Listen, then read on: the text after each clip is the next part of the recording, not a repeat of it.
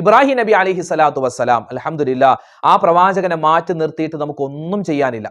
ഇപ്പോൾ ഹജ്ജിന് പോകുന്ന, ഉംറക്ക് പോകുന്ന ആളുകൾ, ഇപ്രാവശ്യം ഹജ്ജിന് കിട്ടിയിട്ടുള്ള, ഹജ്ജിന് പോകാൻ ആഗ്രഹിക്കുന്ന ഒരുപാട് സഹോദരിമാരുണ്ട്, സഹോദരങ്ങളുണ്ട്. അൽഹംദുലില്ലാ, അല്ലാഹു റബ്ബുൽ ഇസ്സത്ത് അവരുടെയൊക്കെ യാത്രകൾ എളുപ്പത്തിലും സന്തോഷത്തിലുമാക്കി കൊടുക്കുമാറാവട്ടെ.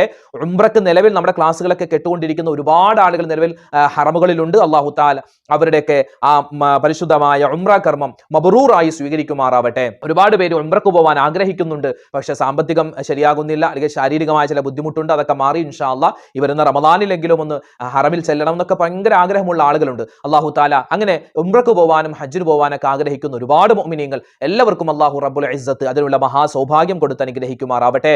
ആമീൻ യാ റബ്ബൽ ആലമീൻ. അപ്പൊ ഇബ്രാഹിമിയ സ്വലാത്ത് നമ്മൾ ചൊല്ലുമ്പോൾ ഏറ്റവും കൂടുതൽ നമ്മൾ ഓർക്കുന്ന ഒരു പ്രവാചകനായ ഇബ്രാഹിം നബി അലൈഹിസ്സലാം. ഇബ്രാഹിം നബി അല്ലെ, ഹജ്ജിന് പോകുന്ന, ഉംറക്ക് പോകുന്ന ആളുകൾ, പ്രത്യേകിച്ച് ഹജ്ജിനായൊക്കെ പോകുമ്പോൾ ഹജ്ജിന്റെ ഓരോ പ്രവർത്തനങ്ങളും നമ്മൾ എടുത്തു നോക്കിയാൽ അതൊക്കെ ഈ ഇബ്രാഹിം നബിയുടെ ആ ഒരു ജീവിത സ്മരണയെ നമ്മളിങ്ങനെ ഓർക്കുന്നു. പ്രത്യേകിച്ച് അവിടെ ചെല്ലുമ്പോഴുള്ള വിശുദ്ധമായ കഅബാലയം, അതുപോലെ സംസം വെള്ളം, സഫ, മറുവ, അല്ലെ, ഇതെല്ലാം എടുത്തു നോക്കിയാൽ ഇബ്രാഹിം നബിയുടെ ഒരു സ്മരണയാണ്, അവിടുത്തെ കുടുംബത്തിന്റെ ഒരു ഓർമ്മയാണ്.